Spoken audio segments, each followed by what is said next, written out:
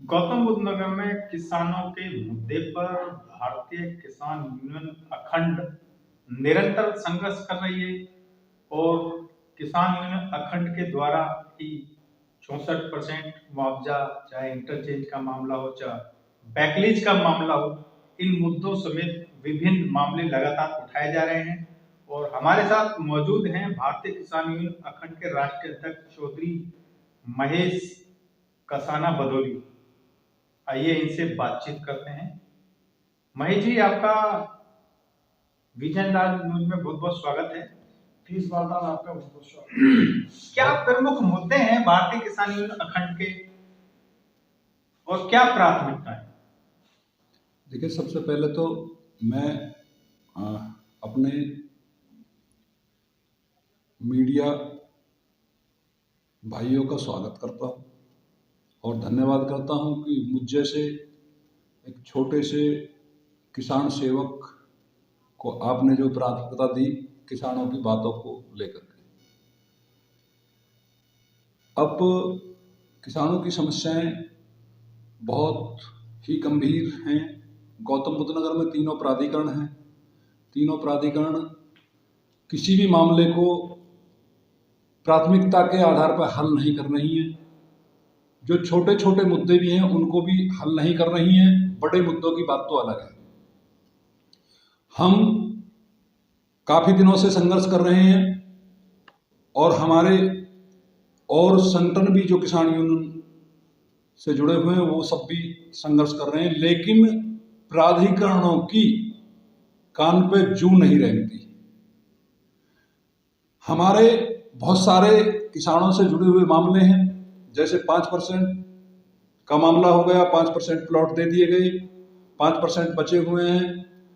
एक आदमी को गांव में 5% का प्लॉट जो बढ़ा हुआ है 10% माने उसको दे दिया गया, बाकी सारे लोगों को नहीं दिया गया। इस तरीके से बहुत मामले हैं जो प्राधिकरण नहीं कर रही हैं और कोर्ट का बहाना ले देती है, जबकि कोर्ट ये नहीं कहता कि प्राधिकरण किसान को दे और कोर्ट मना कर दे। लेकिन ये इनका अपना तानाशाही रवैया है। सरकार ने खुली छूट दे रखी है। हमारे प्रतिनिधि काम नहीं करते, अपने मुद्दे को उठाते नहीं हैं। वोट लेने के समय पे वो किसानों के बीच में जाते हैं और यहाँ तक कि मैं ज़्यादा क्या कहूँ, यहाँ तक मामला है कि हिंदू मुस्लिम में ही वोट लेने का काम कर रहे हैं। अगर हमारे प्रतिनिधि या जो भी सरकारें हैं वो हिंदू मुस्लिम छोड़ करके और जनहित के मामलों को सुलटाएं तो शायद इस बात को कहने की आवश्यकता ना पड़े और सभी निर्विरोध भी चुने जाते हैं। लोग अच्छे कार्य करने वाले निर्विरोध भी चुने जाते हैं। अब मैं आ जाता हूं किसानों के जो मुद्दे हैं।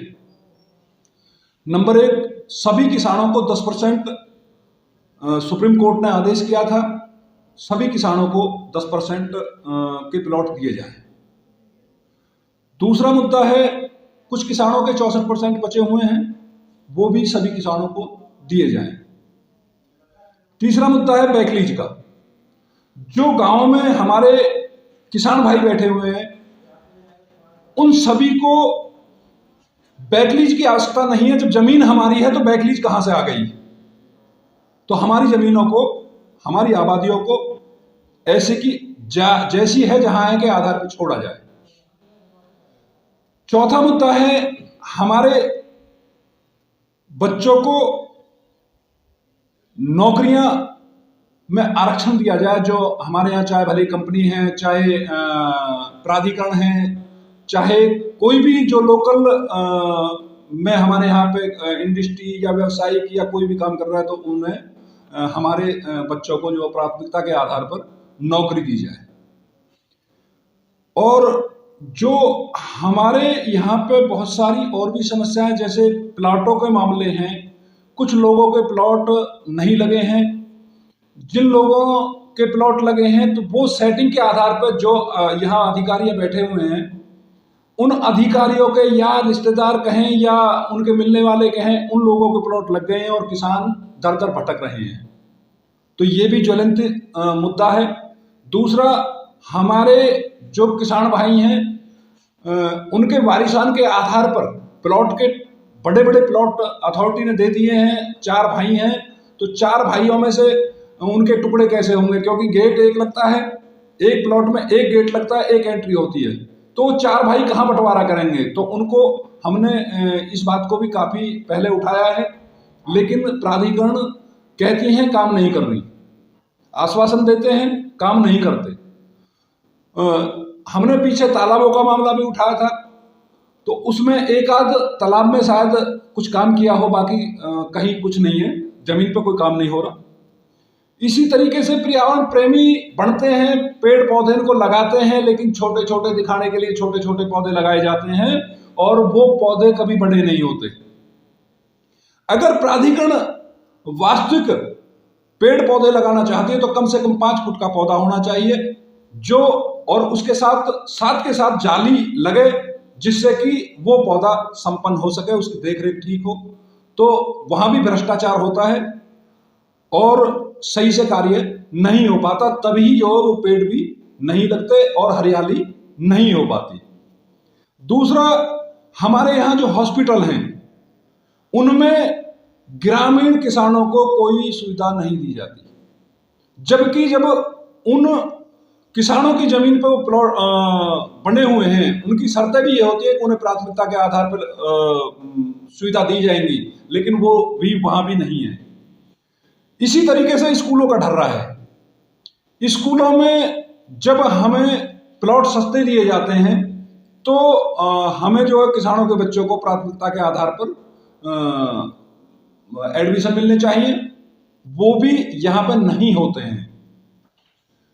इसी तरीके से हमारे जो मुआवजे के जैसे सहमति आधार के मामले हैं, कुछ मामले ग्रेटर नोएडा के हैं, कुछ नोएडा के भी हैं। नोएडा में पीछे कर दिया लगभग 450 रुपये, 398 रुपये को नोएडा अथॉरिटी नहीं देना चाहती थी, लेकिन जब हमने बैठ करके उनसे बात तय की, उनको समझाया कि ये हमारा पैसा है, आप क्यों नहीं देंगे, तब उनकी समझ में आया, तब उन्होंने बोर्ड मीटिंग में जा करके वो पास कराया। इसी तरीके से नोएडा अथॉरिटी ने कर दिया, लेकिन ग्रेटर नोएडा अथॉरिटी आज भी सुलपरा जैसे गाँव में मामले हैं तो उनको नहीं निपटा रही है। कहीं एक किसान को उन्होंने सहमति के आधार पर 1200 रुपये का मुआवजा दिया है, उसी पीरियड में दूसरे किसान को 1 महीने या 2 महीने के बाद में एक किसान को 2500 रुपये का मुआवजा दिया है। तो इस तरीके से यहाँ अथॉरिटियां मुंह देखी बातें करती हैं, प्राथमिकता के आधार पर किसी काम को करना प्राधिकरण नहीं चाहती। इसी तरीके से हमारी सरकार, हमारे योगी जी जो बाबा हैं, मैं उनके लिए भी कहूँगा, वैसे तो वो जो बहुत सारे मुद्दों को हल भी करते हैं, लेकिन यहाँ प्राधिकरण पता नहीं क्यों प्राधिकरण से बाबा नहीं कह पा रहे हैं कि इन किसानों के मुद्दों को तुरंत हल किया जाए, या फिर ये अधिकारी योगी बाबा से भी बड़े हो गए हैं कि ये आप जान करके योगी बाबा की कही हुई बातों को भी इग्नोर कर देते हैं। तो इस बात को तो या तो योगी बाबा जी जाने या फिर यहाँ प्राधिकरण में बैठे हुए अधिकारी जाने। तो हमारे तो ज्वलंत जो मुद्दे हैं, हमारा कहना यह है कि कुर्सी पर बैठे हुए अधिकारी या तो हमारे मामले को हल करें किसानों के और गरीबों के। अगर नहीं हल करते हैं तो बहुत जल्द हम जो है धरना प्रदर्शन करेंगे और हम निकलने नहीं देंगे। अगर डीएम कार्यालय पे किया तो डीएम साहब को नहीं निकलने देंगे, अथॉरिटी पे किया तो अथॉरिटी को नहीं निकलने देंगे, और जेपी टोल को किया तो हमने जेपी टोल पे हम उसको फ्री करेंगे। ये हमारी चेतावनी भी है। अच्छा, ये तमाम मुद्दे आपने जो बनाए हैं जी, इनमें जो प्राधिकरण चाहे वो नोएडा प्राधिकरण है या ग्रेटर नोएडा प्राधिकरण है या यमुना प्राधिकरण है जी, वो जो किसानों से जो वायदे किए हैं उन पर खरा नहीं उतरता है। तो इन आप मुद्दों को लेकर, वायदा खिलाफी को लेकर आप जल्दी ही एक आंदोलन खड़ा करने वाले हैं जी। तो ये जो आंदोलन होगा ये कहाँ पर होगा और किस तिथि को होगा? ये आंदोलन जो है हम अभी जनवरी माह में 2023 में हम अपनी राष्ट्रीय कार्यकारिणी की मीटिंग करेंगे। मीटिंग करने के बाद समय निर्धारित करेंगे। अभी समय निर्धारित नहीं है और डेट निर्धारित नहीं है। ये हम बहुत जल्द डेट भी घोषित कर देंगे, डेट की भी घोषणा करेंगे और जगह भी घोषित करेंगे। और हम बिल्कुल पूरे तरीके से इसकी तैयारी कर रहे हैं। बगैर घोषणा के हम इसी तैयारी में लगे हुए हैं। तो हम जिस तरीके से पहले भी हमने कई बार जो है उस समय हम दूसरे संगठनों के साथ हुआ करते थे, तो हमने अथॉरिटियों में ताले भी लगवाए हैं और हम जानते हैं कि धरना हमें कैसे करना है, वो हम अपने संवैधानिक तरीके से, लेकिन हम निकलने नहीं देंगे, ये पक्का है हमारा। जहां भी हम करेंगे, अगर जेब टोल पे किया तो हम फ्री कर देंगे, हम रोकेंगे नहीं किसी को नहीं रोकेंगे। एक भी गाड़ी को, मोटरसाइकिल को या किसी को भी नहीं रोकेंगे, हम फ्री कर देंगे बिल्कुल टूल को। और अगर प्राधिकरण पे करते हैं तो हम प्राधिकरण के कर्मचारियों को नहीं निकलने देंगे। नहीं निकलने देने का मतलब हम हो सकता है कि उनको घुसने ना दें, क्योंकि निकलेंगे वो तब, हम घुसने ही ना देंगे। तो तब जो जैसे हम बाहर बैठेंगे तो वो बाहर बैठ जाओ आकर के, हमें किसी से कुछ कहना भी नहीं है, बस बाहर बैठिए, आप हमारे साथ सम्मान के साथ बैठिए। इसी तरीके से हम जहां भी करेंगे वो अच्छे तरीके से करेंगे। जब तक हमारी बातों को नहीं सुनेंगे, हमारे किसानों की बातों को नहीं सुनेंगे, तब तक हम मानने वाले नहीं। यानी ये माना जाए कि भारतीय किसान यूनियन अखंड नए साल 2023 में एक प्राधिकरण और सरकार की जो वायदा खिलाफी है उनके खिलाफ एक नया आंदोलन खड़ा करेगा, एक नया बिगुल बजाएगा। जी बिल्कुल। चलिए, आपका विजन लाइव न्यूज से बात करने के लिए बहुत बहुत धन्यवाद। और ये थे चौधरी महेश कसाना बदौले, जो कि भारतीय किसान यूनियन के अखंड के राष्ट्रीय अध्यक्ष हैं। इन्होंने हुंकार भरी है कि आने वाले वर्ष 2023 में जो प्राधिकरण है सरकार की है, वायदा खिलाफी के खिलाफ एक नया आंदोलन खड़ा करेंगे। इस वीडियो को लाइक करें, हमारे चैनल को सब्सक्राइब करें और बेल आइकन जरूर प्रेस करें।